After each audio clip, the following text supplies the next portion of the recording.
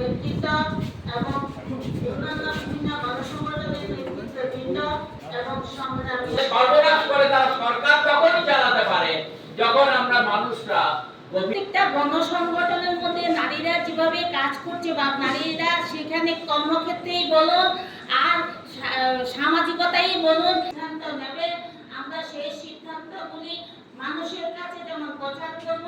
আবার এই শ্রমিক, আমাদের দেশের খ্যাত মজুর, আমাদের দেশের কৃষক, আমাদের দেশের ছাত্র যুবরা, আমাদের দেশে তফসিলি উপজাতি, তফসিলি জাতি, অনগ্রসর সম্প্রদায়ের মানুষরা, সংখ্যালঘু অংশের মানুষরা তারা কিভাবে ক্ষতিগ্রস্ত হচ্ছে এই 11 বছরে মোদির শাসনে, সেটা সবাই গভীরে গিয়ে দেখার চেষ্টা করেন না, ভাবেন না। আর তার জন্য অনেকেই না বুঝে 2000 টাকা, 4000 টাকা বা 6000 টাকা কৃষক সম্মান নিধির মধ্য দিয়ে পেলেন আমাদের একজন কৃষক ভাই।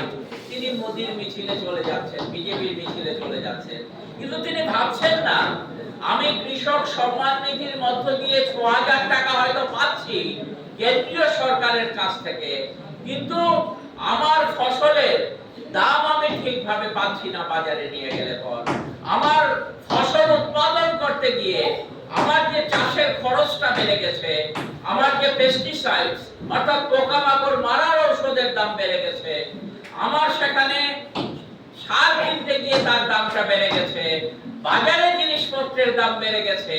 তার ফলে আজ থেকে 5 বছর আগে আমি এই ফসল বিক্রি করে যা দাম পেতাম সেই দাম দিয়ে আমি আমার পরিবার যেভাবে চালাতে পারতাম, আজকে কৃষক সম্মান নিধির 6000 টাকা বছরে পাওয়া সত্ত্বেও আমি পরিবার নিয়ে সেভাবে চলতে পারছি না।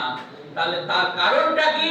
মোদী সরকারের নীতির জন্য আমাকে 6000 টাকা দিচ্ছে, কিন্তু আমার ঘর থেকে 60,000 টাকা বের করে নিয়ে যাচ্ছে।